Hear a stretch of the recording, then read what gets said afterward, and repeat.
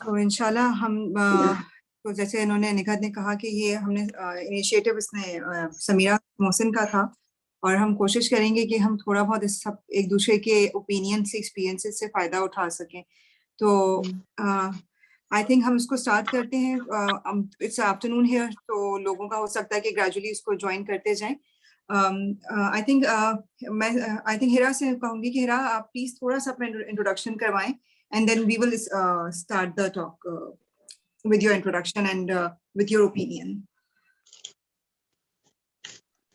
Assalamu alaikum सबको.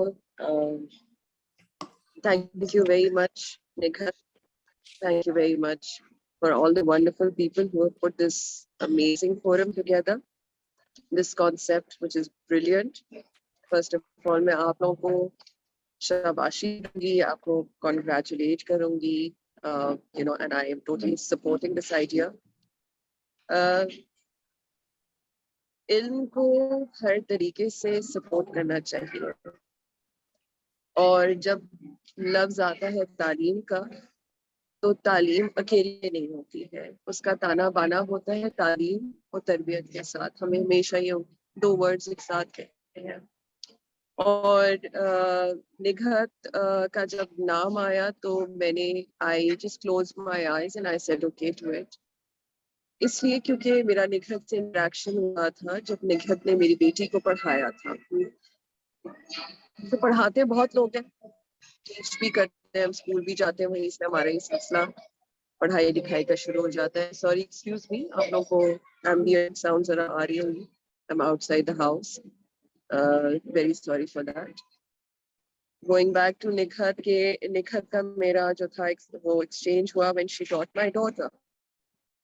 जब हम अपने बच्चों को तालीम के लिए लेके जाते हैं या हम अपने लिए खुद सोचते हैं कि हम तालीम कहाँ से हासिल करें, तो हम हमेशा ये सोचते हैं कि कौन सा मकतब चूज किया जाए, यानी कौन सा इंस्टीट्यूट चूज किया जाए।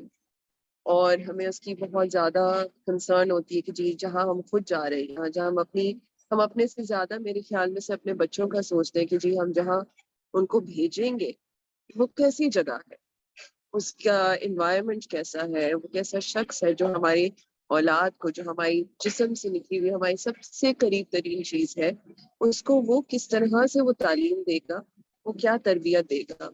तो उसका चुनाव जो होता है वो बहुत जरूरी होता है, और हम ये बहुत सोचते हैं इसके बारे में। We give a lot of focus and time कि हम जिस इदारे में भेज रहे हैं, शख्स के पास भेज रहे हैं, आया कि उसके पास ये कैपेबिलिटी है या नहीं है।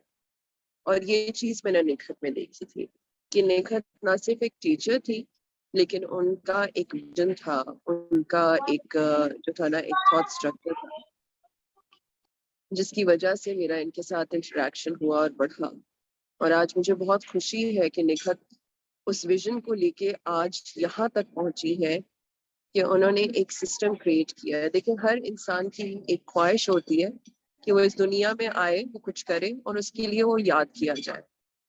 लेकिन जो लोग आगे तक सोचते हैं इस चीज का और अपनी ज़ात से बढ़ के सोचते हैं, वो लोग होते हैं जो एक सिस्टम क्रिएट कर जाते हैं।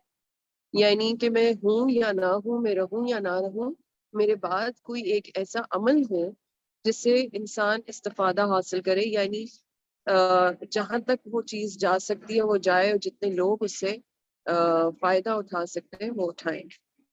एंड मेरा मैं जो खुद काम करती हूँ एम्पावरमेंट का, उसका मायने ही यही है कि आप दूसरे को इतना दे दें जिंदगी में कि वो खुद ना सिर्फ कि अपनी जिंदगी बेहतर करें, यानी कि अपने आसपास दूसरे लोगों की जिंदगी भी बेहतर कर सके।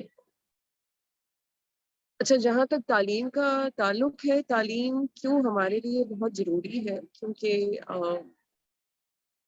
जो लोग जिनका इस्लाम से ताल्लुक होगा वो इस चीज़ को एक ख़ास तरीके से समझेंगे कि अल्लाह ताला कहता है कि तुम मुझे आँख से नहीं देख सकते हो, तो तुम मुझे कैसे जानोगे, हाउ विल यू नो मी। तो इंसान के अंदर जो है वो खुदाई बसती है और वो उसको तलाश करता है तालीम के जरिए। इसीलिए अल्लाह ताला ने जो इल्म है और तालीम है उसको इतना ज्यादा दर्जा दिया है और कहा है कि इसको हासिल करने के लिए अगर तुम्हें चीन भी जाना पड़े तो जाओ। अब चीन जो थी उस जमाने में जाना एक बहुत मुश्किल काम था। It was a very difficult thing to do. और अल्लाह कह रहा है कि तुम्हें अगर इस चीज के लिए जितनी भी तकलीफ उठानी है तो उठाओ, बिकॉज जब तुम इल्म की राह पे चलोगे तो तुम मुझसे करीब हो जाओगे। अब दूसरी बात यह कि हम अल्लाह ताला से क्यों करीब होते हैं, हमें अल्लाह ताला क्यों चाह रहा है कि हम उससे कुर्बत हासिल करें। उसको हमारी मोहब्बत की जरूरत है? नहीं, उसको हमारी किसी चीज की जरूरत नहीं है, हमें जरूरत है, क्योंकि हमें अपना आप जो है उसको बेहतर करना है। अब सवाल ये आता है कि हम अपने आप को क्यों बेहतर करें, हमें आपको अपनी इसलिए बेहतर करना है क्योंकि अल्लाह के नज़दीक जो चीज़ बहुत वैल्यूएबल है वो ये है कि हम दूसरों की ज़िंदगी को, यानी उसकी जो बनाई हुई मखलूक है, हम उसके लिए ज़िंदगी, ये दुनिया कैसे बेहतर बना सकते हैं। How can we make it better, how can we help other people out. So ये जो सारा आज का हमारा डिस्कशन है उसमें अगर आप ये समझेंगी कि जी मैं इसलिए आ रही हूँ कि मैंने अपनी ज़िंदगी बेहतर करनी है या मैंने अपने लिए अपने बच्चों की ज़िंदगी बेहतर करनी है, मैं आपसे कहूंगी कि इस थॉट को आप थोड़ा और वसी करें, इसको आगे लेके जाएं और ये सोचें कि आपकी इल्म हासिल करने से या आपकी औलाद को बेहतर इल्म हासिल करने से या आपकी जो तरबियत आप उसको दे रही है उसका एंड रिजल्ट क्या है। दुनिया में आज हमें साइंस या तरक्की से ज्यादा अच्छे लोगों की जरूरत है। उन लोगों की जरूरत है जो एक दूसरे का ख्याल कर सके, क्योंकि बहुत सारी अगर आप फैक्शंस देखेंगे तो आप रियलाइज करेंगे कि technology has overtaken all of that. Robotics have taken a lot of roles, computers have taken over a lot of things where people were doing those things before. So what do we really need by the end of the day? We need इंसानियत, हमें इंसानियत की जरूरत है, क्योंकि जब हम इंसानियत का एहसास करेंगे तो हम ऑटोमेटिकली अपना घर से शुरू करके अपने मोहल्ले, अपने इर्द गिर्द का जो सारा इलाका है उसको बेहतर करना शुरू कर देंगे। And that is what true development is, if you really look at it. तो अगर आप ये सोचती हैं कि जी मैंने अपने बच्चे को एक आला दर्जे की तालीम दिलाई है, तो आपको सबसे पहले ये सवाल अपने आप से पूछना है कि ये मैं क्यों कर रही हूँ, व्हाट इज द पर्पस। और अगर आपका ये पर्पस है कि जी वो बहुत अच्छी जॉब करेगा, वो बहुत अच्छे पैसे कमाएगा, तो वो एक लिमिटेड सोच है, वो एक बड़ी सोच नहीं है। आप अपने बच्चों को भी उस छोटी सोच के लिए प्रिपेयर करते हैं। तो सबसे पहले जो माँ का किरदार अल्लाह ताला ने क्यों उसको इतना दर्जा दिया है, क्योंकि जब बच्चा पैदा होता है, बल्कि उसका जब इंसेप्शन होता है माँ के जिस्म के अंदर, तो उसकी तरबियत वहीं से शुरू हो जाती है। वो देखता माँ की आंख से है, वो सुनता माँ के कान से है, वो महसूस करता है अपनी माँ के जिस्म से। तो आपका जो रोल है वो उधर से ही शुरू हो जाता है। आप क्या खाती हैं, आप क्या सोचती हैं, आप क्या देखती हैं, आप क्या करती हैं, उसका इम्पैक्ट आपके फीटस पे पड़ता है। और जब इस दुनिया में बच्चा आता है, जब पैदा होता है, तो वो सबसे पहला क्या काम करता है, वो रोता है। यानी वो अपने आने का एहसास दिलाता है कि I am here in this world, मेरी ये प्रेजेंस है, आई एम हियर नाउ। और सबसे पहला काम वो आपसे क्या करता है, वो आपसे सवाल करता है। जब वो अल्फाज नहीं इस्तेमाल करता तो वो रो के आपसे सवाल करता है। वो सवाल ये क्या करता है कि मुझे भूख लगी है, गिव मी फूड। और अल्लाह ताला ने माँ को ये कुव्वत दी है कि वो उसकी जो रोना होता है ना, वो माँ समझ जाती है कि इस बच्चे को चाहिए क्या है, क्योंकि वो बात कर नहीं सकता तो वो हर चीज रो के मांगता है। वो चीखता है, वो अपने उसके जो सवाल होते हैं वो उस वक्त उसी लैंग्वेज वो यूज करता है कि वो रो के जो है ना वो आपकी अटेंशन को गेन करता है और वो कहता है माँ आई नीड यू, मैं तुम्हें पुकार रहा हूँ, आई नीड दिस। और उसकी जो माँ होती है, चाहे उसका डायपर चेंज करना हो, चाहे उसको खाना देना हो, चाहे उसके पेट में दर्द हो, माँ हर हर तरीके से उस चीज को समझ जाती है और फिर वो उसको प्रोवाइड करती है उस चीज उसको।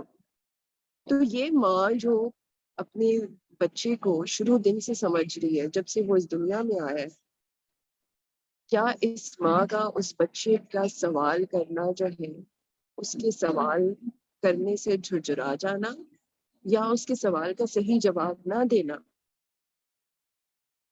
इस चीज को जो है हमें समझना है कि हमारी ये जो डिस्कशन होती है ना अपने बच्चे के साथ, कम्युनिकेशन, वो उधर से ही शुरू हो जाती है, उसके सवाल जवाब से। और सवाल जो है वो अल्लाह ताला को भी पसंद है, क्योंकि आप जितना सवाल करते हैं, आपकी आगही, आपकी क्वेश्चनिंग, आपकी सोच में वसी हो जाती है, बड़ी हो जाती है, आप कुछ नया सीख के आते हैं। और अगर आप ये कहें कि जी I want to be a perfect mom and I want to give the perfect answers, नहीं, there is no such thing. We learn, क्योंकि हमारी पूरी जो जिंदगी है उसमें हम ये कहें कि जी हमने सब कुछ सीख लिया है, मेरे ख्याल में वो सबसे बड़े इंसान की जाहिलियत की सबसे बड़ी निशानदेही होगी कि वो कहे कि जी मुझे सारे सवालों के जवाब आते। नहीं आते आपको, मुझे नहीं आते, किसी को भी नहीं आते, मेरे माँ बाप को भी नहीं आते। और हम ये कब रियलाइज करते हैं, जब हम खुद बड़े हो जाते हैं, क्योंकि हमारे माँ बाप हमारे लिए एक आइडियल सुपरस्टार होते हैं, एक सुपर हीरो होते हैं जब हम छोटे होते हैं।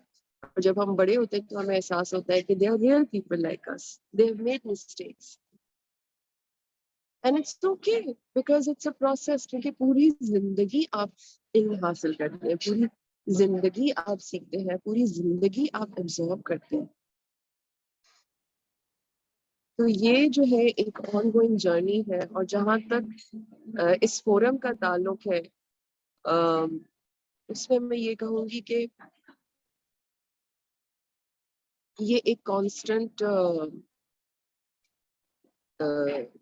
प्रोसेस है, कांस्टेंट जर्नी है सीखने की।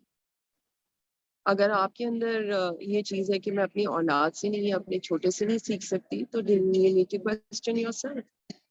बाज़ दफा हम समझते हैं कि क्योंकि हम बड़े हैं, क्योंकि हम माँ बाप हैं, हम ठीक है, हम अपनी औलाद की नहीं सुनेंगे because they are smaller, and हम उनको ये भी बोल देते हैं because I said so, because I said so, so I am right, because I'm your parent, I am right. But this journey is how you are constantly learning.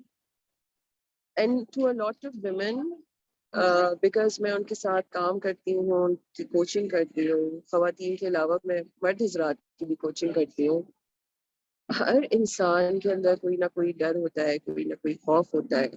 उसको ये होता है कि I am being judged, I am being looked at in a certain way. और हम उस खौफ में बाज़ दफ़ा बहुत सारे काम नहीं कर पाते, बहुत सारी बातें नहीं कर सकते। और the narrative I see in today's time is changing with the youth specifically. तो ये जो डर और खौफ है कि जी लोग क्या कहेंगे और लोग क्या सोचेंगे, मेरे ख्याल में से अब वो वक्त आ गया कि आप उसमें से बाहर आए और अपनी जिंदगी में सबसे पहला काम ये करें कि पूछें कि मेरी जिंदगी का मकसद क्या है, मैं क्यों आई हूँ इस दुनिया में, क्या करने आई हूँ मैं। और जब आप उसकी सर्च में निकलेंगी तो आपको बहुत सारी चीजें मिलेंगी, अच्छी भी मिलेंगी, बुरी भी मिलेंगी। इस सर्च में आप आपकी फैमिली भी इन्वॉल्व है, क्योंकि आप अकेले तो नहीं रहते, आप अपनी पेरेंट्स के साथ या अपने बच्चों के साथ या किसी स्पाउस के साथ रहते हैं। तो सबसे पहला काम आप ये सोचते हैं कि मेरी जिंदगी में मकसद सिर्फ ये नहीं है कि मैं इनको तालीम दूं, लेकिन कहने का मकसद ये कि एक औरत जो है ना, वो बहुत सारे रोल्स अदा करती है अपनी जिंदगी में। She wears different caps, she wears the cap of the mother, she wears the cap of the daughter, she wears the cap of the sister, she goes into the role of a wife, and then comes into the role of the mother, and later a mother-in-law or whatever. तो हर role का ना अपना एक किरदार होता है, जैसे आप स्टेज प्ले पे देखते हैं या आप ड्रामे में देखते हैं, हर कैरेक्टर का एक रोल होता है, उसका एक टाइम होता है, वो एक खास मकसद के लिए वहां पे होता है, in that time, in that space. So ask yourself that what is it that you want to do with your life, आप क्या करना चाहती हैं अपने लिए, और अपनी जात से आप क्या बेहतर कर सकती हैं। और बजाय अपने आप से डरने के या ये सोचने के कि दुनिया मेरे इस चीज को जो मैं करना चाह रही हूँ, इस मकसद को जो मैं हासिल करना चाह रही हूँ, लोग इसके बारे में सोचेंगे क्या, तो ये सबसे बड़ा आपका ब्लॉकेड है। यहाँ पे 1 मिनट में लूंगी छोटी सी कहानी सुनाने की कि एक चूहा था जिसकी 7-8 दुमें थी और लोग उसका मजाक उड़ाते थे कि किस किस्म का चूहा है, इसकी तो 7 दुमें 8 दुमें। उसने इतनी लोगों की बातें की कि उसने अपनी 1 दुम कटवा दी। फिर भी लोग उसका मजाक उड़ाते रहे, उन्हें कहा, किस किस्म का चूहा है, इसकी 7 दुमें। उसने एक और दुम कटवा दी। करते करते उसकी 2 दुमें रह गई और तब भी उसका मजाक उड़ाया। उन्होंने कहा किस किस्म का चूहा है, इसकी 2 दुमें। तो जाके 2 दुमें कटवा दी। दूसरी वीक रहे, 1 रह गई दुम। उन्होंने कहा अरे किस किस्म का चूहा है, इसकी तो 1 दुम है। उसने परेशान होकर वो 1 दुम ही कटवा दी और उसका नतीजा ये हुआ कि लोगों ने जब उसको देखा कि ये चूहा है जिसकी कोई दुम नहीं है, तो उन्होंने उसका बहुत मजाक उड़ाया और उन्होंने कहा कि ये किस किस्म का चूहा है, इसकी तो कोई दुम ही नहीं। आपको ये कहानी बताने का मकसद ये है कि दुनिया कभी खुश नहीं होती है। दुनिया किसी हाल में खुश नहीं होती है। बात हमेशा करते रहेंगे, लोग बोलते रहेंगे, दे विल ऑलवेज टॉक। लेकिन अगर आप अपनी जिंदगी में एक मकसद पकड़ लेंगे और एक राह चुन लेंगे कि जी मेरा मकसद है, ये मेरा ऑब्जेक्टिव है, इस पे मैंने चलना है। अब वो ऑब्जेक्टिव कुछ भी हो सकता है। वो ऑब्जेक्टिव है कि मैं अपने बच्चों के साथ कैसा टाइम गुजार रही हूँ, ये ऑब्जेक्टिव है कि मैं उनको मदरहुड की तरफ किस तरह से लेके जा रही हूँ। इसमें कुछ भी हो सकता है, इसमें आपके अपने लिए भी हो सकता है। Because a lot of women go through that guilt कि नहीं जी मेरा सिर्फ सोल मकसद जो है ना जिंदगी में वो अपने बच्चों के लिए। क्यों सोल मकसद? एक लाइफ साइकिल अल्लाह ताला ने बनाया है। आपके बच्चे बड़े होंगे, वो चले जाएंगे, they will move on, they will go away, they will leave you, they will go and find their own life partners and they will start their own life. लेकिन आपने अपनी जिंदगी के साथ क्या करना है? तो आप अपनी जिंदगी का मकसद ढूंढ लें, अपने लिए कोई चीज ढूंढ लें जिससे आपको ये फील हो कि जी मैंने अपने लिए भी कुछ किया, क्योंकि अपने लिए करना बहुत जरूरी होता है। जैसे जैसे आप दुनिया के लिए कर रहे हैं, क्योंकि जब आप अपने लिए कुछ काम करते हैं उसमें से आपको अच्छी फील आती है, तो फिर यू गिव एंड बैक, आप दूसरे लोगों को भी वो वापस देते हैं। Which is what I loved about पढ़ो एंड पढ़ाओ कि निघत ने खुद इल्म हासिल किया क्योंकि उनको इसकी कशिश थी। She loved this thing, she pursued it and then she realised कि एक चीज है जो मेरे पास है और मैं इससे दूसरे लोगों की जिंदगी कैसे बेहतर कर सकती हूँ। तो उन्होंने इस चीज को एक विजन में लेकर आई जहां से आज हम सारे इस फोरम पे बैठे हुए हैं और ये सोच रहे हैं। और मेरे ख्याल में से अगर हम इस बात से शुरू करें कि आओ हम सोचें, तो सबसे अच्छा कदम ही यही है।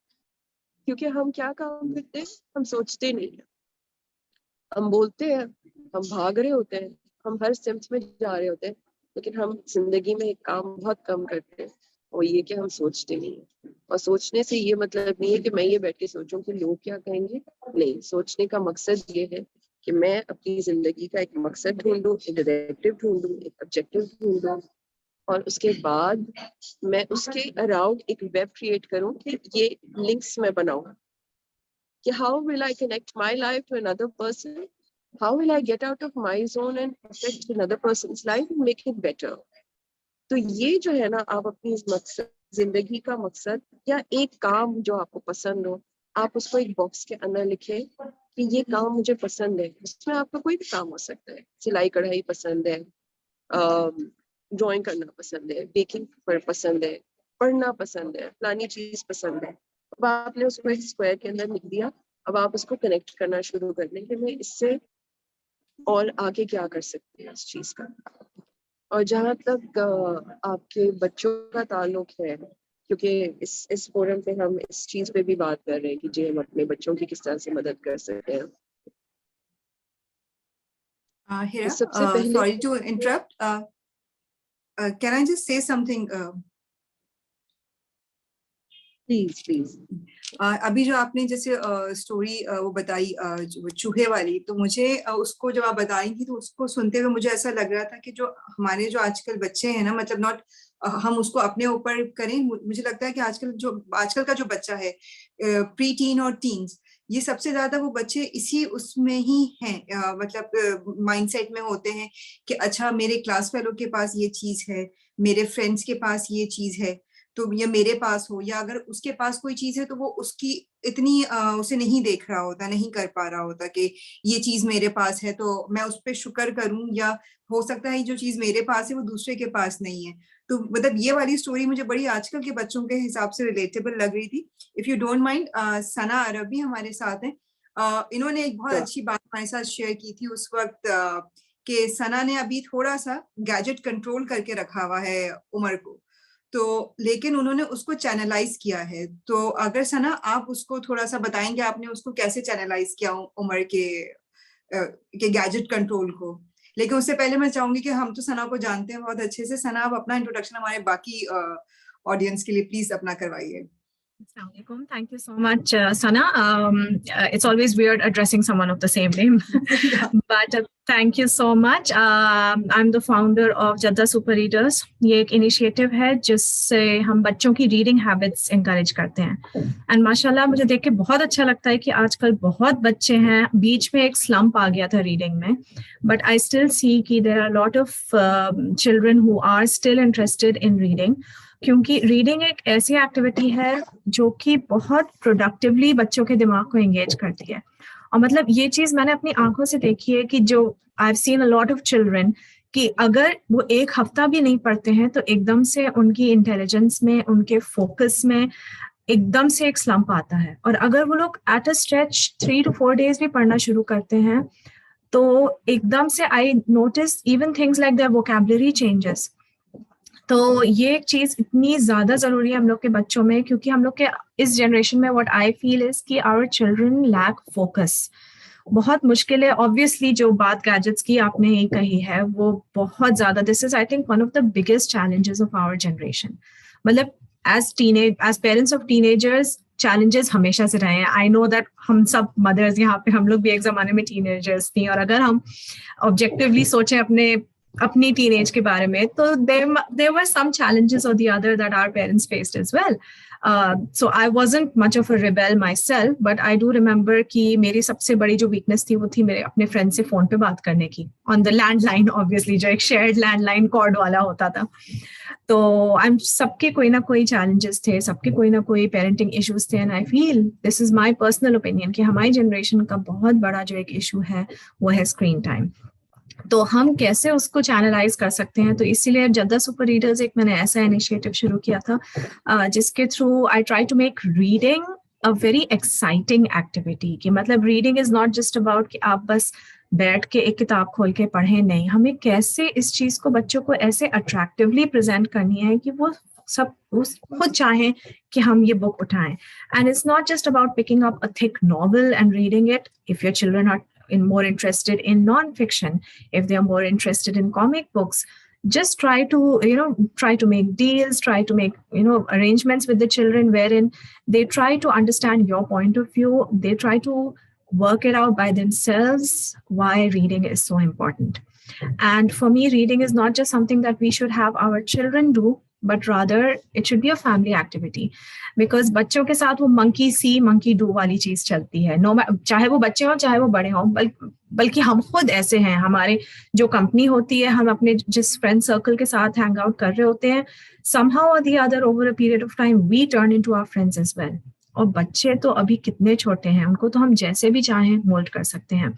तो अगर बच्चे हमें देखेंगे कि हम पूरे वक्त अपने मोबाइल पे लगे हुए हैं, हम पूरे वक्त इंस्टाग्राम पे हैं, हम पूरे वक्त फेसबुकिंग कर रहे हैं, तो वो भी यही करेंगे।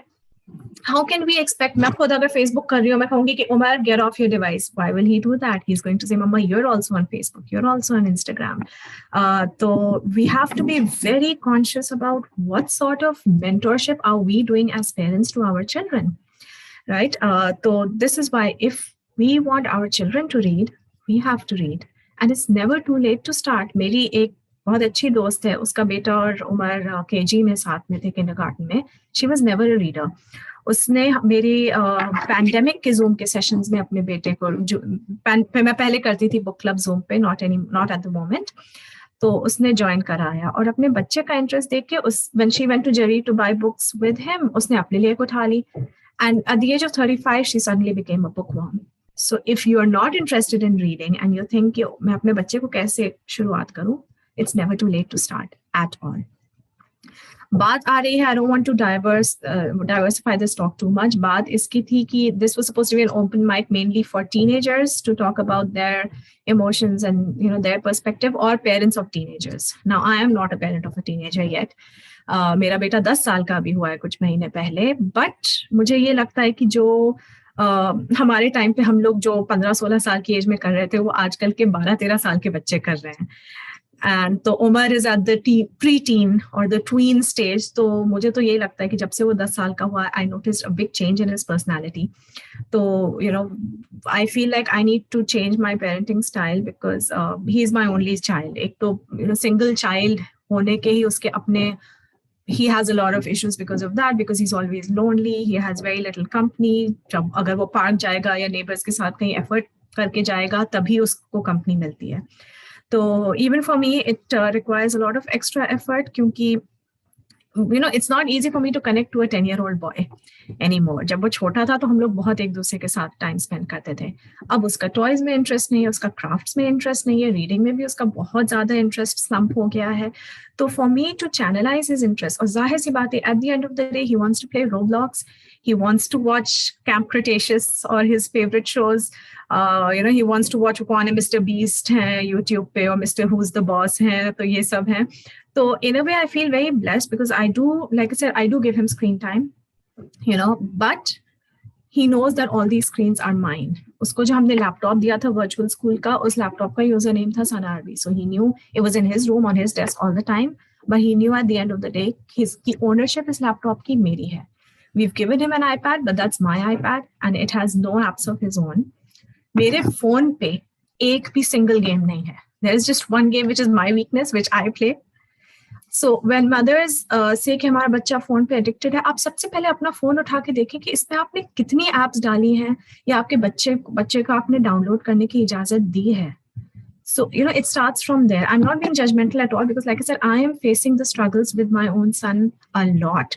उसका screen time बहुत बढ़ रहा है, उसका reading में और, Lego is the one thing that he still plays with. But obviously 10 साल के बच्चे के साथ हम और क्या कर सकते हैं. So I'm not being judgmental at all.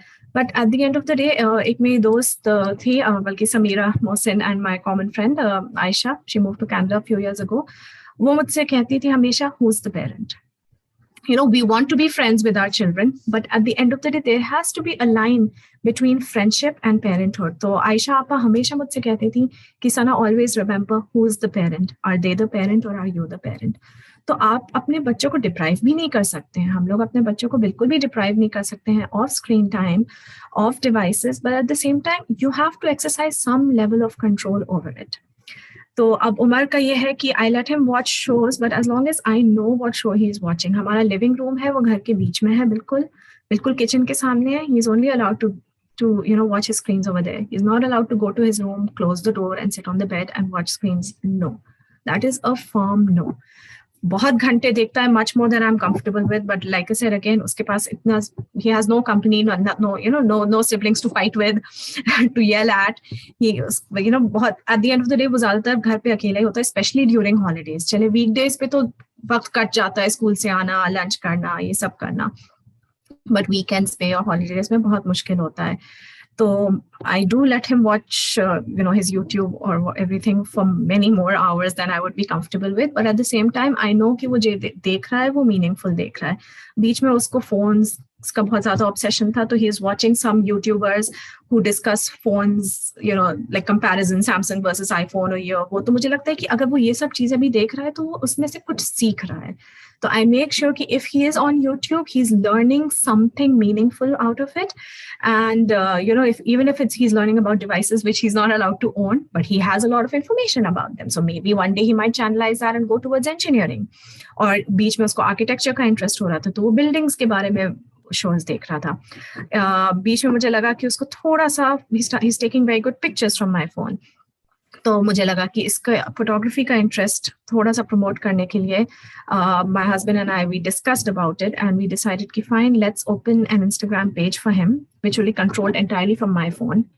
So like I said, क्योंकि उसका अपना कोई है ही नहीं, डिवाइस है ही नहीं उसके पास अपनी, तो we opened up an Instagram account for him and we made sure that he doesn't follow any people. He's only following like his first cousins, and other than that I'm making him follow a few good Instagram photographers. और वो मुझे दिखा के ही picture upload करता है. He is not happy about it at all, but that's an arrangement that we have. If you want that Instagram account, it has to be that strictly controlled. And at the same time, I have to respect his wishes. अब कभी-कभी वो अच्छी तस्वीरें लेता है, which I really like. And once I posted it without his permission and he didn't like it, so I deleted it because I have to respect his wishes as well. तो अगर आप as सना जुनैद आपने जो कहा था कि हम कैसे उस बच्चों का स्क्रीन टाइम चैनलाइज कर सकते हैं, तो as a mother of a 10-year-old child, this is my baby steps, which I hope कि मैं ये level of controlled strictness and controlled independence अपने बच्चों को दे सकती हूँ, and I hope that I'm able to continue it, and I know I have a lot of mothers on this platform to learn from as a mother of a teenager. बिल्कुल सही आपने बात कही कि मतलब मुझे लगता है कि सिर्फ हमारा मतलब ठीक है आज का हम टॉपिक टीन्स के हिसाब से लेके चल रहे हैं, लेकिन मुझे लगता है कि हर एज बच्चे के जितनी भी आप उसे 3 कैटेगरीज में डिवाइड कर दें, 4 कैटेगरीज में डिवाइड कर दें, उनकी इश्यूज रहते हैं उसके। आपने 10 इयर्स का कहा, I can totally relate to it कि मेरी बेटी है 10 साल की, एक बेटा है 14 साल का, तो 2 अलग अलग मैं वो देखती हूँ कि ग्रुप्स हैं, उनके अपने टेंट्रम्स हैं, अपने शौक हैं, और मुझे लगता है कि बच्चों के शौक बहुत जल्दी जल्दी चेंज भी होते हैं, लेकिन एट टाइम्स कभी मुझे लगता है हमारे टाइम में शायद हमारे पास ऑप्शंस इतने नहीं थे, एक स्पेसिफिक चीजें होती थी बहुत, आप उन्हीं में आपने हॉबी अडॉप्ट की और फिर आपने उस हॉबी को आगे कंटिन्यू कर लिया आपने उसे। अब जैसे अगर मैं कहूँ कि हाँ मुझे रीडिंग की हैबिट है, तो वो मुझे बचपन से है, तो वो स्टिल चल रही है। वो जॉनरा चेंज होता रहता है उसमें रीडिंग के आता है, लेकिन मुझे अब आजकल के बच्चों में, मैं खुद अपने बेटे का मैं नोट करती हूँ कि 10 ईयर वाला जो एज था, 10-12 वाला, he was an avid and quick reader, लेकिन कुछ टाइम गुजरा उसका, अब हम उसे कहें भी ना कि बुक पढ़ लो, तो वो कहता है कि पढ़ ली, या मुझे वही अगर मैं इन्फॉर्मेशन के लिए बुक, क्योंकि वो फिक्शन में नहीं था, नॉन फिक्शन उसको ज्यादा अपील करता था, कहता मुझे वही चीजें यूट्यूब से देखने को मिल जाती, मुझे वो नॉलेज वहां से मिल रही है, मुझे वो नॉलेज इंस्टा पे या ट्विटर की किसी चीज से मिल रही है। तो ये जो है, क्योंकि अब देखे ना कि बुक्स भी किंडल पे आ गई, बुक्स भी डिजिटलाइज हो गई, इवन मुझे भी बड़ा आसान लगता है, मैं जहाँ बैठी हूँ मैं अपना किसी भी गैजेट पे, आईपैड पे या फोन पे मैं निकाल के बैठ जाऊँ, वो पढ़ लूँ। Although I love that page को पलटना, और जो बुक की जो एक स्मेल आती है ना, वो बहुत टेम्पटिंग होती है। तो लेकिन यही जो चीज है कि हमने अभी अभी जब इस वीक में हमने बात की थी, तो आयशा आपने बात की थी, और वो बहुत अच्छा पॉइंट था कि लाइफ कभी भी आसान नहीं है बच्चों के लिए, खास तौर पर आजकल के लिए, और हर दौर के अपने मसाइल होते हैं। तो आयशा, वेलकम ऑन बोर्ड। आप से मेरी रिक्वेस्ट है कि आप पहले अपना थोड़ा सा इंट्रोडक्शन करवाएं, एंड देन फिर हम आपके इसी पॉइंट को लेके बात आगे कंटिन्यू करते हैं। थैंक यू सो मच सना। अस्सलाम वालेकुम रहमतुल्लाहि व बरकातहू सबको। मैं बेसिकली मैं हाउस वाइफ हूँ, लेकिन मैं 15 साल शादी के बाद जो है वो कनाडा में गुजारे हैं, और मेरे 3 बच्चे हैं। बेटी 14 इयर्स की है और बेटा 12 का है, और सबसे छोटा जो है वो 7 इयर्स का है। तो कनाडा में मैंने हमारी एक नॉन प्रॉफिट ऑर्गेनाइजेशन थी, ICNA Islamic relief of North America, उसके साथ काम किया है। तो मैंने इश्यूज को बहुत देखा है करीब से। अब मेरे अपने बच्चे तो उस वक्त थोड़े छोटे थे, लेकिन दूसरों के बच्चों के भी इश्यूज को जो है ना बहुत करीब से देखा है, उनको सॉल्व करने की कोशिश की है, और अल्हम्दुलिल्लाह बहुत कुछ सीखा। इंसान को सीखने को मिलता है। अभी भी हम बैठे हैं तो बहुत कुछ सीख रहे हैं, अल्लाह का शुक्र है, एक दूसरे से। और अब क्योंकि मेरे अपने बच्चे टीन एजेस में हैं, तो बहुत सारी चीजें हैं जो कि मैं सीख रही हूँ, उनसे भी सीख रही हूँ और दूसरों से भी सीख रही हूँ, और अपने आप को भी इम्प्रूव करने की कोशिश कर रही हूँ। मुझे ये लगता है कि हमें बहुत ज्यादा ये समझने की कोशिश करनी चाहिए कि एक दफा जब बच्चे इस एजेस में आने लग जाते हैं ना, 11, 12, 13, 14, बहुत सारे उनकी अपनी बॉडी में भी चेंजेस आ रहे होते हैं, बहुत हार्मोनल चेंजेस आ रहे होते हैं। उनको गुस्सा भी कभी आ रहा होता है, उनको उदासी भी हो रही होती है, वो अपनी प्राइवेसी भी चाह रहे होते हैं बहुत ज्यादा। जब तक छोटे होते हैं ना, वो हमारे कंट्रोल में होते हैं, हम उनको जैसे चाहते हैं अपने कंट्रोल में रखना चाहते हैं। लेकिन जैसे जैसे वो अपना कंट्रोल जो है वो जैसे जैसे बड़े होने लग जाते हैं तो वो अपना भी कंट्रोल चाहते हैं, अपनी जो इख्तियार की आज़ादी जो होती है ना, इख्तियार की आज़ादी अल्लाह ने हर इंसान को दी है, अपने अमल के आप जिम्मेदार खुद होते हैं ना।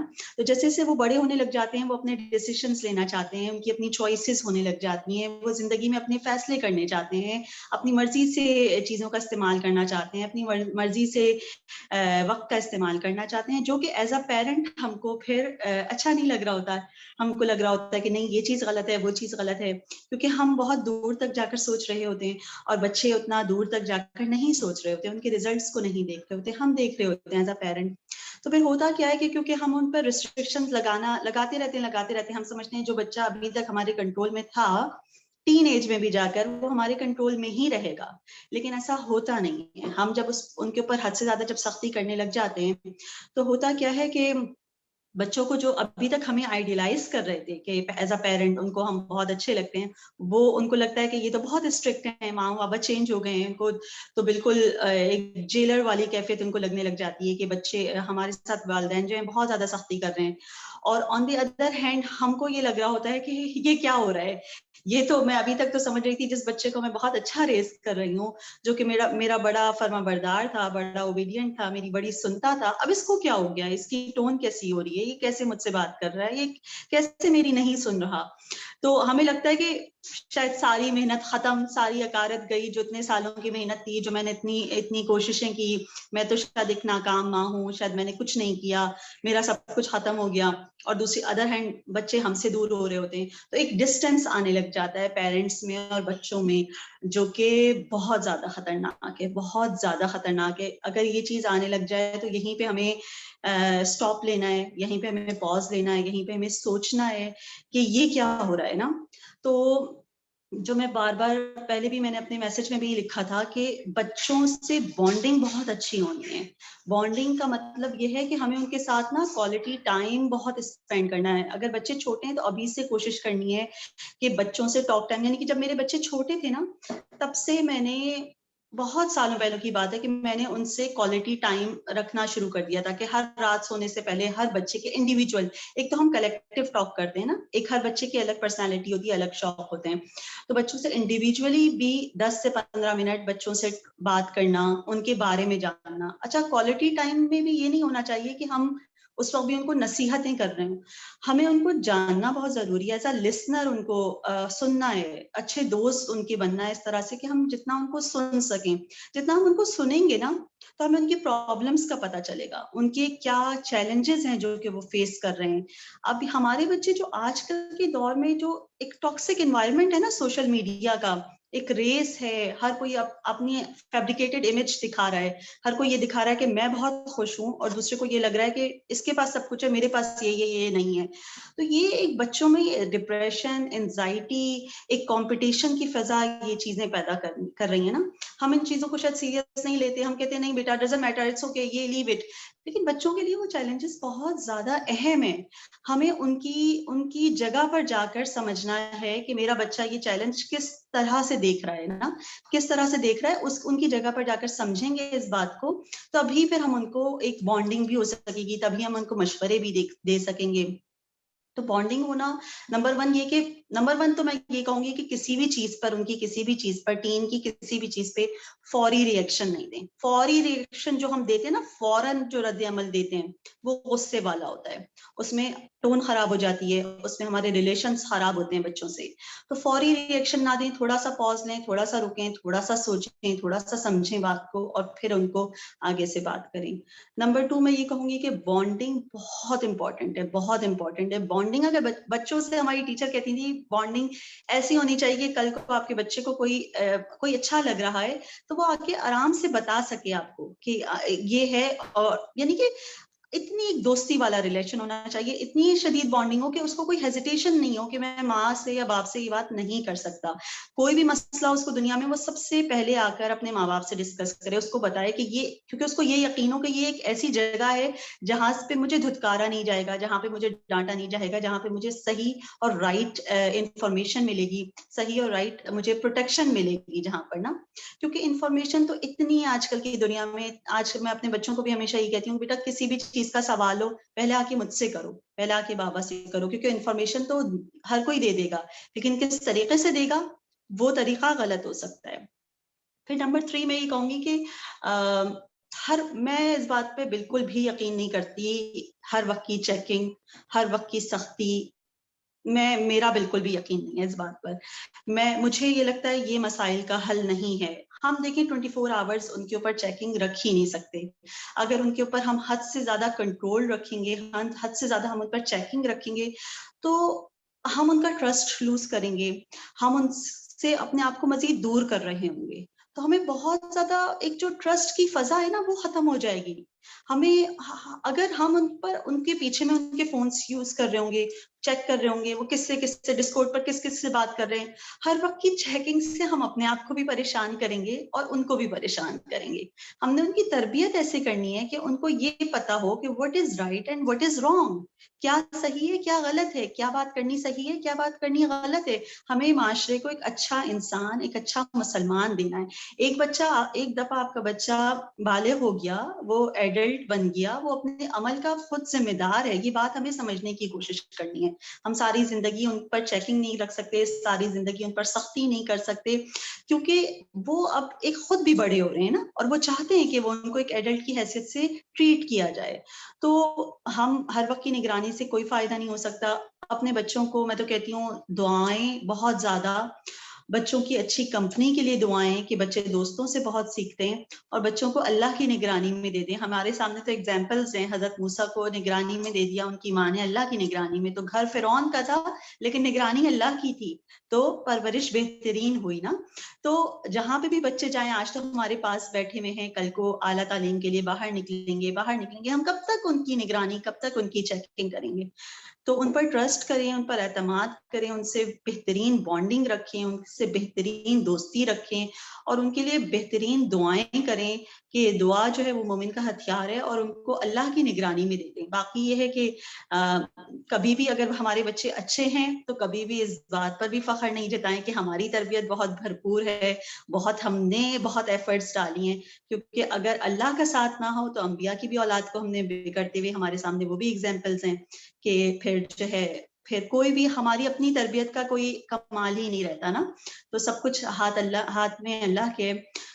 तो बस यही मैं अपनी बात को बस यहाँ पे खत्म करूंगी कि चैलेंजेस बहुत हैं, बहुत चैलेंजेस हैं बच्चों के, जिनके बच्चे अगर अभी टीन में नहीं आए हैं और आने वाले हैं, तो वो आने वाले वक्तों में देखेंगे कि चैलेंजेस इस दौर के बेशुमार हैं। लेकिन हम ये नहीं कह सकते कि इस दौर के हैं, पिछले दौर के चैलेंजेस डिफरेंट तरह के थे, डिफरेंट चीजें थी उस वक्त, हमारे माँ बाप ने कुछ और चीजें फेस की।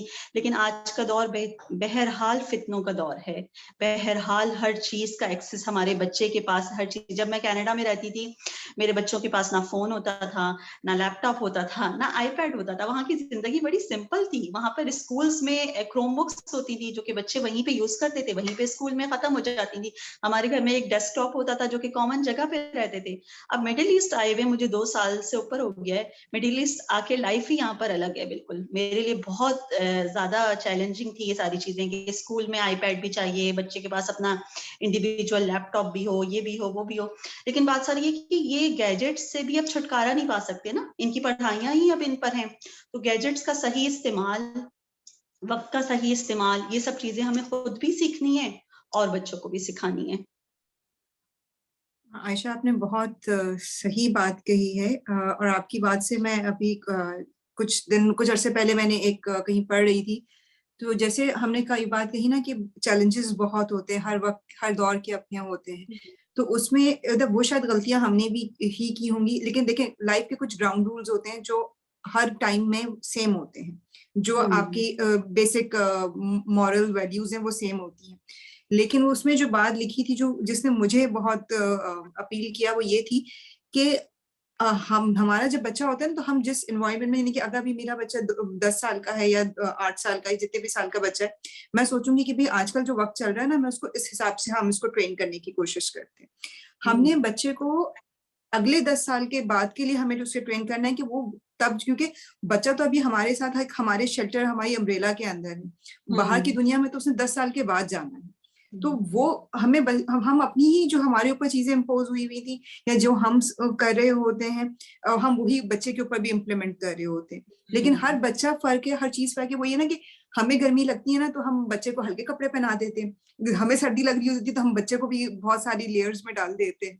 तो वो माँ का तो ये रहता है। लेकिन मुझे लगता है कि वाकई हमें बच्चों के साथ दोस्ती वाला मामला भी हो, और जो सना ने भी बात कही कि ये चीज भी रहनी चाहिए कि आई एम द बॉस, तो बच्चे को ये भी पता रहे। आप उसका गो टू प्लेस हो, ये तो डेफिनेटली, क्योंकि इन्फॉर्मेशन तो बहुत है। और जो मुझे लगता है कि वो ज्यादा बेहतर है कि वो इन्फॉर्मेशन उसको आपसे मिल जाए और आपको भी पता हो कि उसे क्या चीज पता चल रही है। तो अब जैसे बच्चों में स्पेशली जो ये जो टीनेजर्स होते हैं, प्यूबर्टी के इश्यूज होते हैं, मुझे लगता है इसमें तो सबसे ज्यादा माँ और बाप को बच्चों से क्लोज होने की बहुत जरूरत होती है कि वो अपनी चीजें उनसे डिस्कस कर सके। Thank you Ayesha, thank you once again. Sameera, आप कुछ कहना चाहेंगी?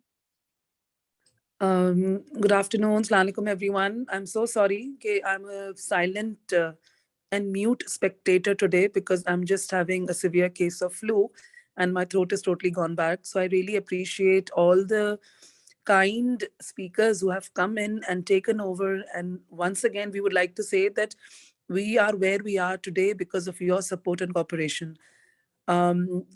As we all know that this is our first open mic session and we were able to share so many views with you today, and this is thanks to you. I would like to bring in Mrs. Lubna Makhdoom. She is an extremely experienced teacher. She is a mother of 3 children. She does have a slightly different approach.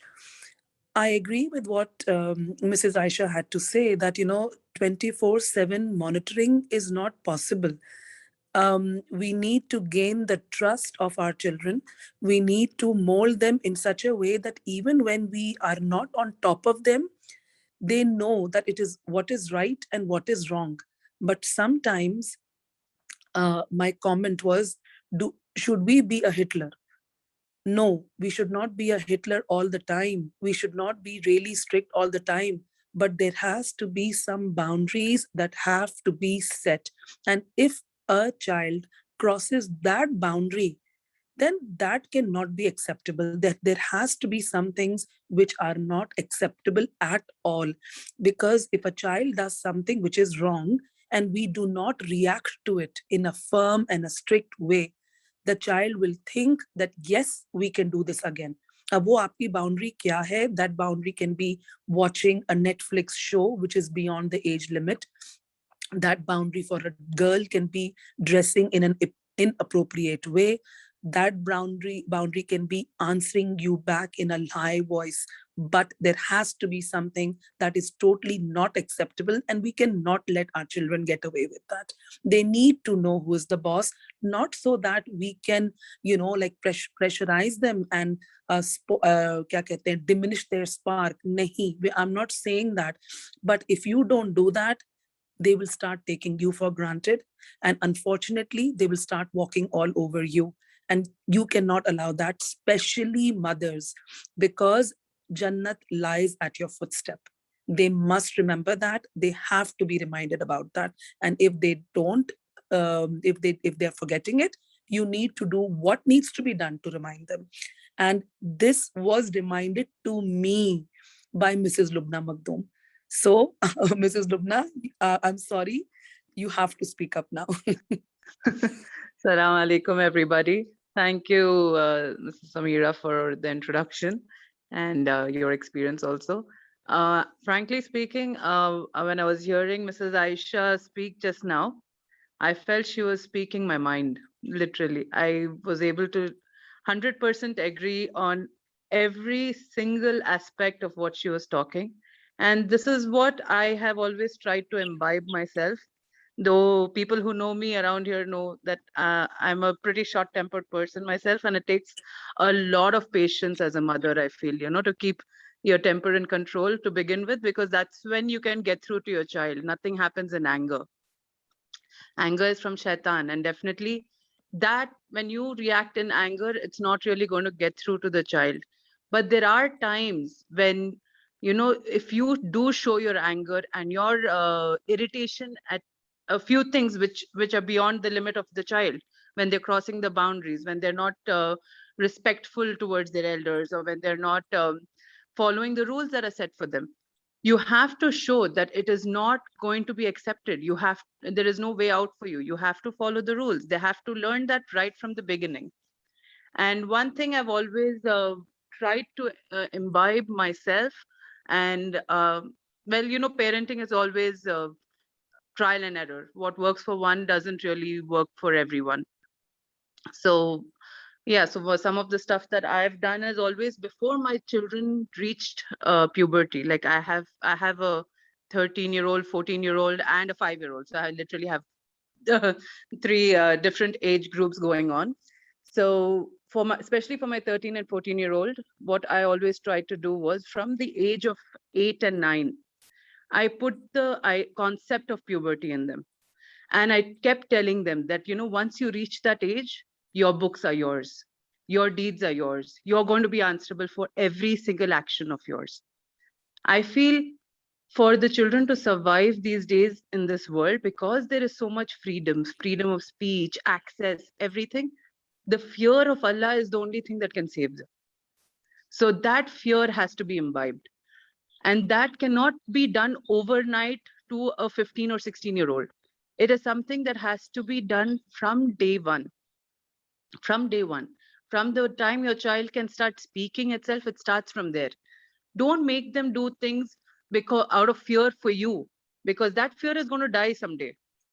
If they're going to correct themselves, if they're going to walk the right path because they're scared of you, that is a very short lasting thing. It's not going to last for long. If you want something to last for long, bring in the fear of Allah. They should have, we say, right, our deen is between the fear and love for Allah. We have to imbibe that right from the beginning. So when they fear Allah, they're definitely going to, that fear will keep them away from doing things. But at the same time, as Mrs. Aisha said, we've seen the Prophet's children going astray. And they could not save them. Like Lut alayhi salam's son, and I think Nuh alayhi salam's son. These two are the examples for us. So when the prophets could not guide their children, who are we at the end of the day? Can we bring them up any better than them?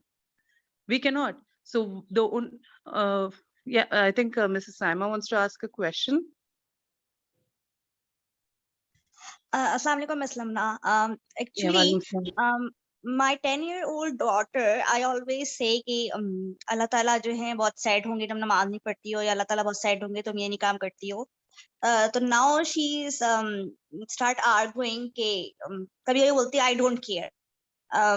तो मुझे फिर होता है कि तुम अफसोस होता है कि मैं फिर क्या करूं आगे से, इसको किस तरह जो है वो नमाज की हैबिचुअल बनाऊं. मतलब अल्हम्दुलिल्लाह 5 टाइम्स नमाज पढ़ती है, बट वो बहुत दिल नहीं लगा के नमाज पढ़ती, या दिल नहीं लगा के कुरान शरीफ नहीं पढ़ी होती. उसका आगे से ये जवाब होता है कि I don't care, I don't want. तो मुझे होता है या तो गुनाह मुझे मिलेगा या फिर गुनाह उसको मिलेगा. समझ नहीं आता कि मैं आगे से क्या करूं.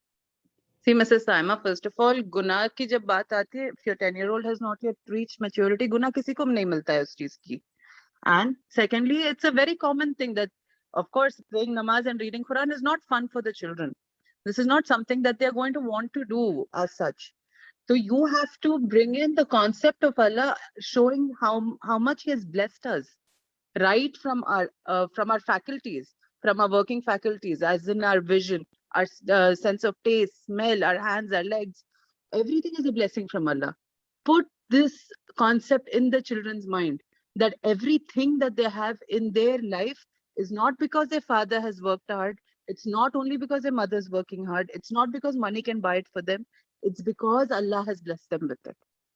This concept has to be in the children, that Allah has blessed them in it. And of course, the next step apart from Allah blessing them in it is that their parents have also worked hard for it. But the basic reason for what all they have in their life is because Allah has blessed them in it, and they cannot take it for granted. Because Allah has blessed them, and show them the people who Allah has not blessed also with these things, who are suffering, who are the poorer, who are who cannot afford things. Children need to see that. What have they done to have deserved it? Put that in their mind. What have they done? What has the other child not done to have deserved that? So just because they have been blessed from Allah with something so good doesn't mean that they're going to take it for granted. And how is the way you repay Allah? With your prayer. That is not when repaying Allah. That is literally, okay, but that concept can always be brought in later. But you have to say that since Allah has blessed you with this, you have to do these things in order to make Allah happy. So I think that is one of the ways to go by. And another thing is rewarding the children. Don't reward them all the time, but yes, once in a while, you have to reward the child. When they do something good, they need to be rewarded by you. Because any one of us, even us as mothers and things like that, when we hear some praise about us, how does it make us feel?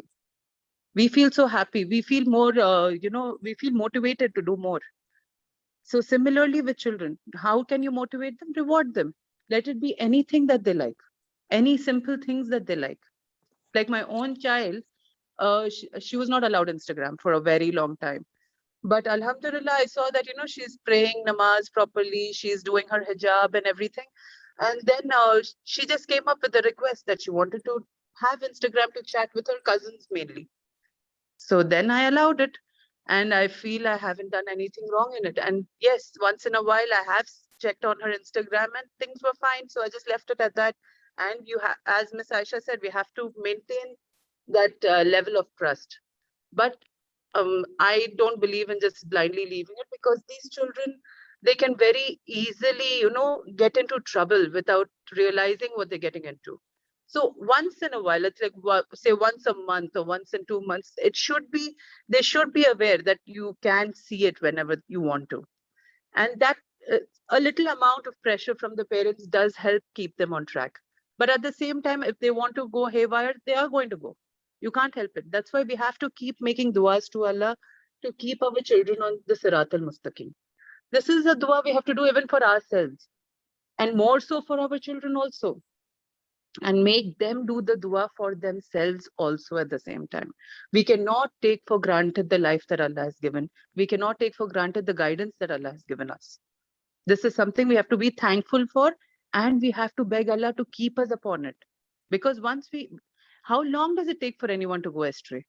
We have seen people, just one calamity and they're done. They move away from the deen. They move away from the religion, and then where? So personally, I focus more on the religion when it comes to their upbringing. For me, that is my go-to thing, that if they are fine in their deen, the rest Allah is going to take care of. Their academics, their future, all these things, it is going to be taken care of as long as they're on their deen. Yes, they have to work hard in school. They have to do well in their studies, but it does not come above the deen. That comes first. So I think I will stop with this. Thank you so much, Mrs. Lubna. I mean, So much, we are so fortunate that we've received 4 different, you could say, perspectives on one topic that we were, So Miss Hera came along, and what she was trying to convey is that, unless we are empowered, we cannot empower others. That was what the point that she was trying to make, that it is so, unless we are in the right frame of mind, unless we are strong, unless we are at peace, with ourselves, unless we have some me time every single day, even if it's for 20 minutes to watch a show, to go for a walk, that is very, very important. If you don't do something for yourself, you cannot do something for others. Then we had Mrs. Sana Arabi, who is obviously extremely passionate about books, and I have seen this personally, that she obviously she's running Jadda Super Readers, and she was like, what do they say about books? You can travel, you can literally go to places by reading a book. And being a book lover myself, I feel, and this is what Mrs. Sana Junaid was agreeing with as well, in today's world where each and every child is addicted to their device, they're glued to their device, their schools are requesting them to bringing devices to the school without which they cannot study or work, then there are games. You need to inculcate the habit of reading in their lives. In fact, just at their bed, I try to do that. I just put a couple of books on the side table. So before they go to bed, they just have to glance at the book and read a couple of pages. In fact, the whole idea of today's topic came into existence is because of one of the books Mrs. Sana Junaid and Mrs. Nikhat Jamil were discussing. And that book, we shared the name of the book in our group, and we will give you more details about the book because it is, I mean, it's really it's helped us tremendously to realize that there are sometimes such little things that we need to do to bring our children back in time, back in place. And of course, Mrs. Aisha, Mrs. Lubna, we are so grateful for the important points that you have brought into the picture. And I have noticed that we've got a good 17 participants. Today's open mic was not about us. It was not only about Padho and Padhao. It was about you, because like I often joke, there would not have been any Padhai if you guys were not around. So please, each and every one of you who is here, who have logged in, who have trusted us, and they have logged in, we need. We want to hear you. I can see that Mrs. Deba is online as well. Is that Mrs. Deba Samir? Yes, it is. And Assalamu alaikum wa rahmatullahi wa barakatuh. Walaikum assalam, Mrs. Deba. Please let me have the honor of introducing Mrs. Deba. She is an extremely patient mother, and one of her main, she is raising two very different, I would say, children. And the way that she has handled both of them, it is exceptional. Please, Mrs. Deba, can you share a few insights? Thank you so much, but I really don't deserve any of the praise that you just acknowledged about me. But thank you so much, and I would just like to share that yes, I'm bringing up two very different boys. Both of them are a few years apart, 7 years apart to be precise. And one of them is already a teenager, and the other is, he's 15, and the other one is 8. And somehow I'm still struggling to bring up the younger one, because he is a very different kind of a boy as compared to my first one. And I think it's like that with everyone, that one of them is easier to handle than the other.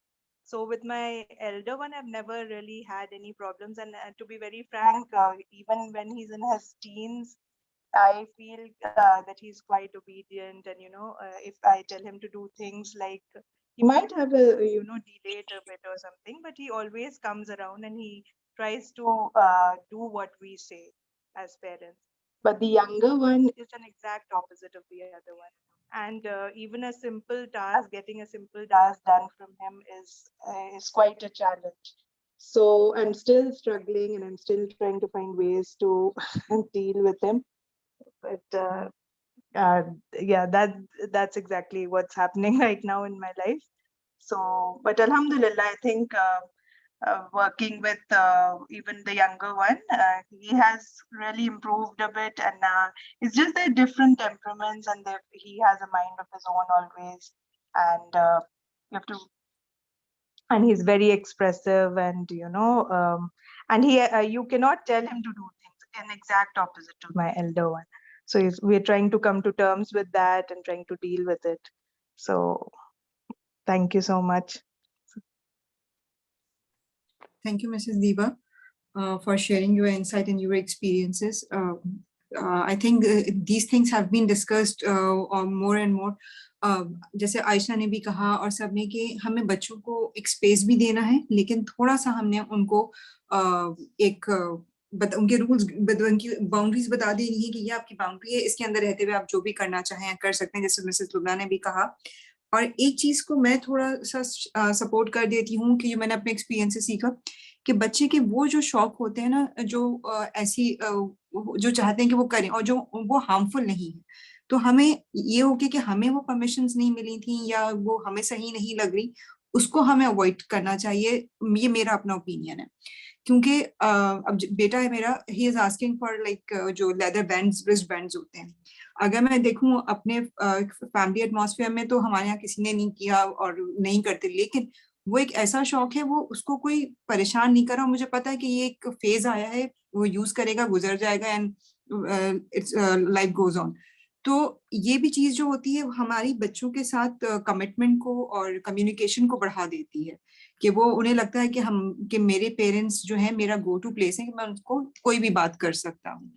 And हमारे पास माशाल्लाह से हैं participants, तो I would like कि अगर आप में से कोई अपना कुछ भी आप अपनी शेयर करना चाहें। Asma, we would love to hear from you also. Asma Sameer. जी अस्सलाम वालेकुम, I am sorry for joining late. बहुत अच्छा डिस्कशन, ऑफ कोर्स बहुत वैल्यूएबल पॉइंट्स।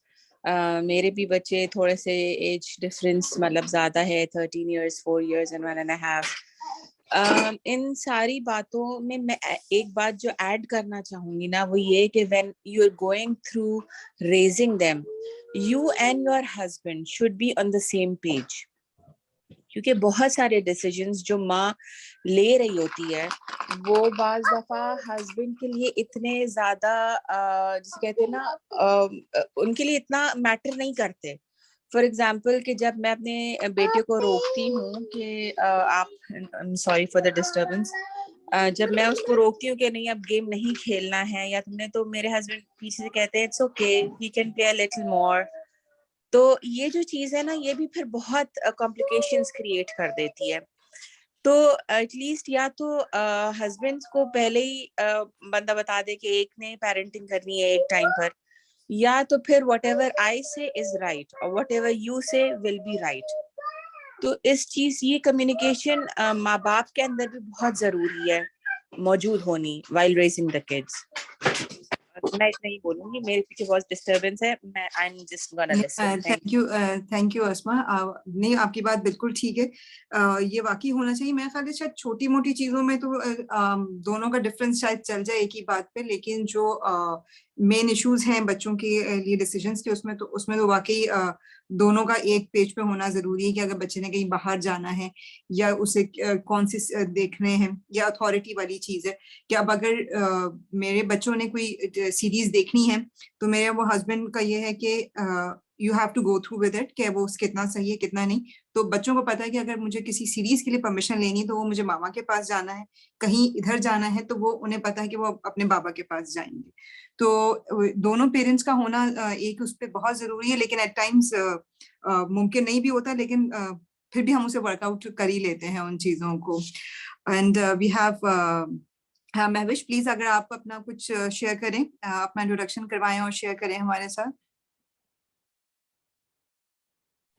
अस्सलाम वालेकुम। वालेकुम अस्सलाम। आप अपने बारे में कुछ बताएंगी महविश? जी, मेरे 2 बच्चे हैं। बड़ी बेटी है सारा, वो 13 साल की है, और बेटा जो है वो ऑलमोस्ट 7 years का है। तो बेटी माशाल्लाह, दोनों में बहुत डिफरेंस है, मतलब एज वाइज भी और पर्सनालिटी वाइज भी, दोनों में बहुत डिफरेंस है। तो सारा जो है वो माशाल्लाह से उसने कभी मुझे हार्ड टाइम नहीं दिया, और जो है वो हमेशा जो है वो सारी बातें ना मतलब वो मान लेती है, और उसको हैंडल करना इतना मुश्किल नहीं होता। जबकि बेटा जो है वो दूसरी तरफ छोटा भी है अभी, तो उसको कुछ बाज़ मर्तबा जो है वो समझाना कुछ चीजें बड़ा मुश्किल हो जाता है। लेकिन ये जो टॉपिक आज जो आप लोग डिस्कस कर रहे हैं सब बहुत अच्छा है और इस वक्त की जरूरत है कि बच्चों को ये चैलेंजेस बहुत फेस करने पड़ते हैं, और हमें जो है वो उनकी बात हमेशा सुननी चाहिए, और ऐसी बॉन्डिंग होनी चाहिए कि बच्चे आकर आपसे पूछें जो भी उनके क्वेश्चंस हैं। दूसरा यही कहूंगी कि आप बस दुआ कर सकते हैं और उनको सही और गलत की समझ दें कि बेटा क्या चीज सही है और क्या चीज सही नहीं है, क्योंकि आप हर वक्त उनके साथ नहीं रह सकते। अगर उनको ये पता है कि ये चीज सही है और ये चीज सही नहीं है, तो उनको जब आप नहीं होंगे उनके आसपास, तो उनको जो है वो डिसाइड करना आसान होगा उनके लिए। तो बस मैं यही कहूंगी कि आप बस अपने बच्चों के अच्छे दोस्त बन के रहें, और उनको पता होना चाहिए कि बाउंड्रीज को क्रॉस नहीं करना है, और बस आप दुआ करें अल्लाह से कि अल्लाह ताला हमेशा उनके साथ रहे और उनकी मदद करे। Thank you very much. Thank you Mahvish, वो अच्छा लगा आपके इनसाइट सुन के भी। शबाना, आप कुछ कहना चाहेंगी? हाँ, ये ओपन माइक है, उसका मकसद यही है कि हम में से कोई ऐसा नहीं है, मैं खुद एक हाउसवाइफ हूँ और एक फादर हूँ, जो हमारे अपने एक्सपीरियंसेस हैं, जो हमें लगता है हम वो शेयर कर रहे हैं। तो ये ना सोचें कि कोई जज कर रहा है या कोई आपके बारे में क्या सोचेगा। We would love to hear from you. हो सकता है हमें आपकी बात से कोई अच्छी चीज सीखने को मिल जाए। जी शबाना। जी अस्सलाम वालेकुम। वालेकुम अस्सलाम। मेरे 3 बच्चे हैं, एक 16 इयर्स का है, एक 14 इयर्स की गर्ल है एंड एक 10 इयर्स का बॉय है। माशाल्लाह। जी, बस मुझे डिफिकल्टी ये होती है कि एक बेटी है तो वो हमेशा लाइक यू नो कॉपी करती है कि मतलब भाई क्या कर रहे हैं। सही। तो बस ये थोड़ा-सा डिफिकल्ट होता है ना उसको समझाना कि कुछ कुछ चीज़ में तो आप इक्वल कर सकते हो, लेकिन कुछ चीज़ें हैं जो आपको अलग करनी होती है। तो बस सही, ये मैं आपकी बात से मैं रिलेट कर सकती हूँ बहुत ज्यादा। ये वाली जो चीज होती है ना, ये जो जी, राइवलरी जी। चल रही होती है, तो मुकाबला। बस इसी के बीच में वो हमारी बहुत ज्यादा चलती है कि मतलब मुझे क्यों अलग यू नो कहा जाता है। बस चाहे ड्रेसिंग हो, चाहे बाहर जाना हो या कोई भी चीज हो, गेमिंग हो, हर चीज में होता है कि लाइक यू नो मुझे वही चीज अलाउ करें जो सबको कर रहे हैं, मुझे खाली क्यों रोक रहे हो आप ना। सही। बस तो उस वजह मैं से आप थोड़ी सी हाँ। ये बहुत होता है, हम बच्चों को जो चीजें बताते हैं ना, वो बाज़ दफा हमें फायर बैक कर जाती हैं वो चीजें भी, कि हम उन्हें, लेकिन हमें ये बताना पड़ता है ना कि भाई ये आपके लिए है, ये आपके लिए है। और क्योंकि लेकिन वो बच्चे वही चीजें कहीं और भी देख रहे होते हैं जहाँ वो मसले नहीं होते उस तरह के। जी, और आउटसाइड वर्ल्ड को अगर वो देखें तो बस ये थी लाइक जब सभी कर रहे हैं तो हमें क्यों खाली मना किया जा रहा है, सिर्फ व्हाई मी। वो एक चीज एग्जैक्टली। होती है। जी बस जी अल्हम्दुलिल्लाह। अल्हम्दुलिल्लाह। नाफिया, आपने अभी ज्वाइन किया, आप कुछ अपने बारे में बताएंगी और अपना कुछ शेयर करेंगी हमसे एक्सपीरियंस।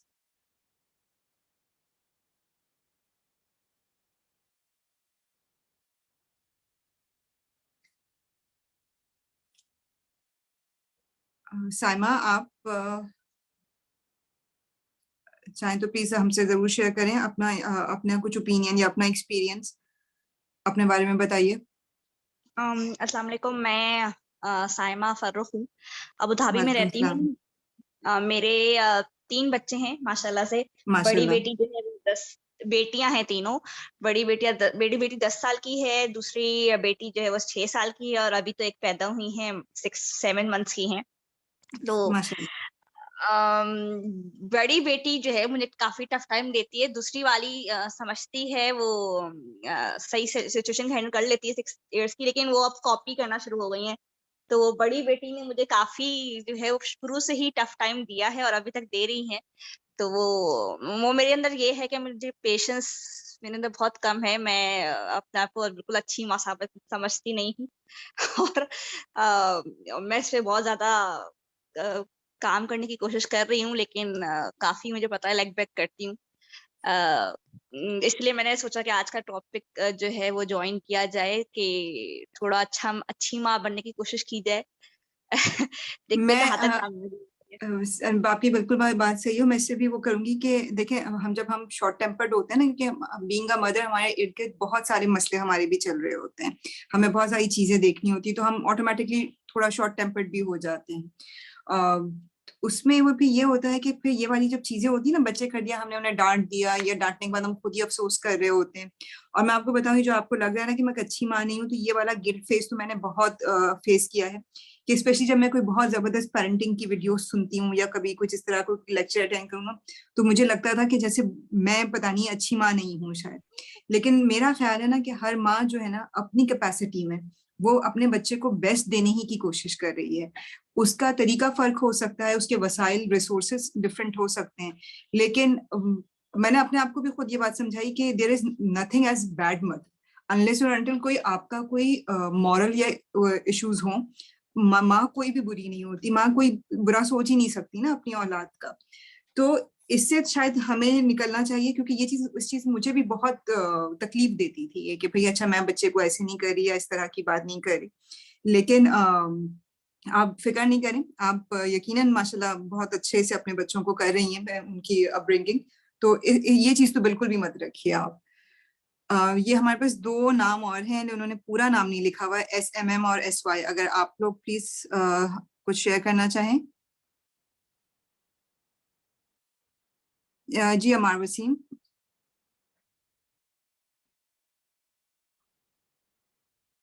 अस्सलाम वालेकुम, मेरा वालेकुम नाम सलाम। सारा है जी and I'm a mother of 5 kids माशाल्लाह। माशाल्लाह तो सबसे बड़ा वाला is माशाल्लाह now 21 and the माशाल्लाह। youngest one is almost 12 now alhamdulillah। तो 5 बच्चे मेरे बिल्कुल 5 उंगलियों की तरह हैं, everyone is different, all of them, and sometimes easy and sometimes hard, it's been a difficult journey। and अभी जो इससे पहले खातून आई थी उन्होंने कहा कि she hasn't been a good mother and all that. I think this happens with everyone. हर किसी Exactly. की journey के अंदर ये time आता है, and especially when you go through these parenting videos and all, तो sometimes वो इतना unrealistic लग रहा होता है कि आपको ऐसा होता है कि यार ये कैसे करते हैं, हम क्यों नहीं कर सकते। बस वही है कि मैंने अपने अब्बू से एक बात सीखी थी कि आप अपनी तरफ से अपना 100% एफर्ट देते रहें, जिसके अंदर जो फ्लॉज हैं उस पर काम करते रहो, और बीज यानी कहते हैं ना वो पौधे के अंदर, वो सॉइल के अंदर आप जब बीज डाल देते हो तो कभी ना कभी वो नरिशिंग से एंड उसकी केयर से वो उगकर आता है बाहर एंड आपको फल देता है। सो मैं भी वही सारा अपनी मुझे तरफ लगता से है कि हम हर एक के सर्कमस्टेंसेस फर्क होते हैं। जो डिफरेंट हम होते हैं पेरेंटिंग की एग्जैक्टली। वीडियोस देखते हैं, या अगर हम किसी का, अगर हम अभी भी बहुत सारे लोग हम सुन रहे होंगे, अब जैसे मुझे बड़ा वो होता है कि जब भी मैं सना रबी का कुछ सुनती हूँ, बात करती हूँ, तो मुझे बहुत अच्छा लगता है कि एक रीडिंग हैबिट बच्चे में होनी चाहिए, बिल्ट होनी चाहिए, ये इस तरह की कोई बात हो। लेकिन मैं आपको बताऊं कि अब ये हर एक के सर्कमस्टांसेस फर्क होते हैं। जो ये वीडियोस वो सारे होते हैं ना, उनसे आप जरूर कुछ ना कुछ सीखते जरूर हैं, ऑफ कोर्स लेकिन आपको गिल्ट ट्रिप पे नहीं जाना चाहिए। अगर आप गिल्ट ट्रिप पे चले जाएंगे फिर तो सारी Absolutely. चीजें रह जाएंगी। This is what I learned over time कि I cannot afford this guilt trip for my own health, for my own mental and physically, you know, कि ये गिल्ट ट्रिप मुझे ही अंदर से खाएगा, क्योंकि इर्द गिर्द ना मेरे बच्चों को ना किसी और को कोई फर्क पड़ना है, मैं ही अंदर जलूंगी, मैं ही अंदर परेशान होंगी। अभी जैसे हमें हिरा ने और फिर मिसेस समीरा ने हमें इस चीज को कहा ना कि हमारा happy mother happy child happy mother वाली बात है। और सबसे जो ग्राउंड रूल उसका वो यही है कि हम अगर प्लेन में होते हैं तो सबसे पहले हमें वो यही कहते हैं कि ऑक्सीजन की सूरत में मास्क आप पहले लगाएं, फिर आप दूसरे की हेल्प करेंगे। अगर आप नहीं सही होंगे तो आप दूसरे को कैसे आप बेहतर उसमें मेंटली, अगर आप खुश नहीं है, आप सही स्टेट ऑफ माइंड में नहीं, तो आप कैसे अपने बच्चे को खुश रख सकेंगे। बिल्कुल बिल्कुल, दैट्स ट्रू। एंड अभी कोई और खातून थी जो यही कह रही थी कि she has 1 girl and 2 boys. तो मेरे केस में I have 4 boys and 1 girl माशाल्लाह। तो like I can relate to her so well, क्योंकि ये चीज actually it disturbs, लेकिन वही है कि मैं अपनी बेटी के साथ जब भी I make sure कि I sit with her and I tell her कि बेटा हर किसी की लाइफ में उसकी अलग रिस्पॉन्सिबिलिटीज, अलग जॉब्स हैं, अलग हर चीज, and it's not about boys and girls। मैं कहा हर किसी के नसीब में अल्लाह ताला ने कुछ ना कुछ लिखा है, और कुछ चीजें हैं जो आपके लिए डेस्टिन्ड हैं, कुछ चीजें हैं जो इन लोगों के लिए। मैंने कहा आपकी वंस शादी हो जाएगी, आप अपना पढ़ लिख के खत्म करोगी, मैं कहा अल्लाह नसीब अच्छे करे, if you are sitting at home, आप कोई ऐसा काम भी अगर जिंदगी में करना चाहो तो you might have an option कि आप चाहो तो घर बैठ के करो, आप चाहो तो ना करो, like you know if circumstances allow you तो maybe you won't have to work. मैं कहा but for a man it's not like that, it doesn't work like that. उसको ना चाहते हुए भी उसको तो काम करना ही है to earn for the family, to take care of the family। मैंने कहा आपकी अलग responsibilities होंगी, आप जितनी भी थकी हुई होगी, you will have to stand there for your kids, for your husband, for his family, everyone। हर किसी की अपनी अपनी जगह होती है, अपने अपने काम होते हैं। तो मैं इसको समझाती रहती हूँ। she is माशाल्लाह 14 now, तो of course थोड़ा थोड़ा with time difficult होता है, कभी समझ जाती है, कभी वो शैतान उरूज पे होता है। वो नहीं, वो phases आते हैं कि I also had quite a similar conversation with my 10-year-old daughter, so yeah it is. Thank you Sara, thank you for joining us. Thank you so much, thank you so much. I think ये session it's turn out good, और we are very thankful for all the participants who have joined, and it was amazing Sana। yeah it is। मतलब मुझे यही था ना कि जहाँ हम अपने आए करें दिल की बात। Sorry Sana, sorry repeat करो Sana। मैं यही कही थी, मैं कहा हमने आज यही कोशिश की थी ना कि आए करें दिल की बात, बिल्कुल। तो कि मतलब बाज दफा ये होता है कि जब हम एक्सपर्ट से सुन रहे होते हैं तो हमें लगता है कि नहीं, अच्छा हम इन्हीं को सुन लेते हैं, ये जो कह रहे हैं यही सही कह रहे होंगे, लेकिन हर एक की रेसिपी फर्क होती है थोड़ी सी लाइफ को गुजारने के लिए। अच्छा लगा जो सबने पार्टिसिपेट किया, और होपफुली हम बहुत अच्छा लगा आगे भी सना, एक्सीलेंट रहेगा। कॉन्सेप्ट। और जो टॉपिक था वो मिसेस समीरा का, और वो भी शायद मीटिंग में नहीं है, लेकिन थैंक्स टू समीरा, उनकी तबीयत खराब होने के बावजूद उन्होंने ज्वाइन किया। और बाकी जैसे आयशा, मिसेस आयशा ने, और मिसेस हिरा भी यहाँ पे अब नहीं है, लेकिन मिसेस दीबा और इन सब ने जितनी बातें की, खास करके जस्ट टू सम अप कि हमें जो है वो यानी ट्रस्ट और giving them space, how we can make them independent। फिर जैसे असमा ने बात ऐड की कि घर का environment and the role of parents, और जो एक अपना मियाँ बीवी का जो अपना एक रिलेशन है, और फिर जैसे मिसेस दीबा ने अल्लाह का खौफ और हमारा अपना सेल्फ रिस्पेक्ट, और सबसे बढ़कर जो जैसे हिरा ने शुरू में एक बात की थी कि we can not pour from an empty cup, तो हमें किस तरह से खुद एम्पावर करके बच्चों को एम्पावरमेंट और उनको इंडिपेंडेंस, और उससे यानी बहुत सारी बातें जो मैंने लिखी थी, तो मैं बस रिपीट कर रही हूँ कि यानी थैंकफुलनेस, और हमारी अपना एंगर मैनेजमेंट, जैसे मिसेस साइमा ने भी कहा, गिविंग देम रिस्पॉन्सिबिलिटी। लेकिन बस वही एक चीज़ है कि हमें वो, जैसे सना ने थोड़ी देर पहले भी कहा कि हमें जो है गिल्ट नहीं फील करना चाहिए। बाज़ औक़ात जैसे सभी को फील होता ही है, and I am of course one of them.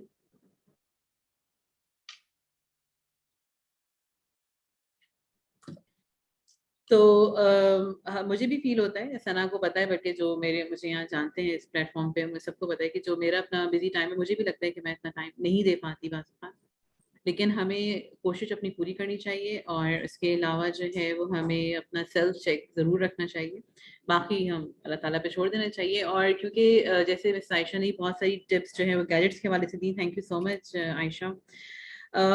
बस हम यहाँ पे एंड करते हैं, ऑलरेडी हमारा 1 hour 30 minutes हो चुका है सेशन, और थैंक यू सो मच आप सबने ज्वाइन किया। ये हमारा पहला वेंचर इस तरह से था ओपन माइक का। इंशाल्लाह ताला विल ब्रिंग, अगर आपको कोई आइडियाज़ हैं, मुझे अभी थोड़ी देर पहले मिसेस अस्मा ने मैसेज भी किया, तो आप लोग प्लीज़ अपने आइडियाज़ और अपने सजेशंस और अपने जो भी कमेंट है वो अपने ग्रुप में ज़रूर शेयर करें। और अगर आप समझते हैं कि हमारा प्लेटफॉर्म वर्थ शेयरिंग है, मैं रिक्वेस्ट करूँगी समझने से कि आपको मतलब इसका जो मीटिंग आईडी है वो भी हम जो चैट व्हाट्सएप ग्रुप है वो हम शेयर करें, ताकि लोग और ज्वाइन करें, और हम सब मिलके, जैसे सना ने कहा, क्या वो करे दिल की बात, हम उसको डिस्कस कर सकें। Thank you so much, and once again thank you so much Mrs Sana Junaid for conducting it so well. Thank you so much.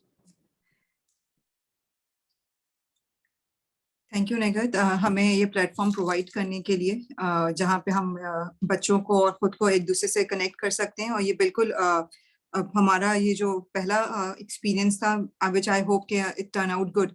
तो अगर आपके पास ऐसा कोई टॉपिक जिसपे आप समझते हैं कि आप या इवन हमारे बच्चे भी वो आके इस तरह के फोरम पे बैठ के अपनी बात कर सकें, which we are already planning to do, कि जहाँ बच्चे अपनी बात करें, और वो हम इंशाल्लाह ज़रूर उसको पाइल अप करके प्लान करके हम उसे बताएंगे। और नेक्स्ट वीक हम इसी बच्चों ही के लिए एक सेशन अरेंज कर रहे हैं कोलैबोरेशन के साथ, यूथ क्लब के साथ। तो इंशाल्लाह उसको just look forward for it. इंशाल्लाह वो हम उसमें चाहेंगे कि बच्चे और आप भी उसमें इंटरेक्ट करें, और हमसे इसी तरह से जुड़े रहें, और आप लोगों की सपोर्ट की वजह से ही पढ़ो पढ़ाओ अपने 2 साल पूरे कर रहा है इंशाल्लाह ताला।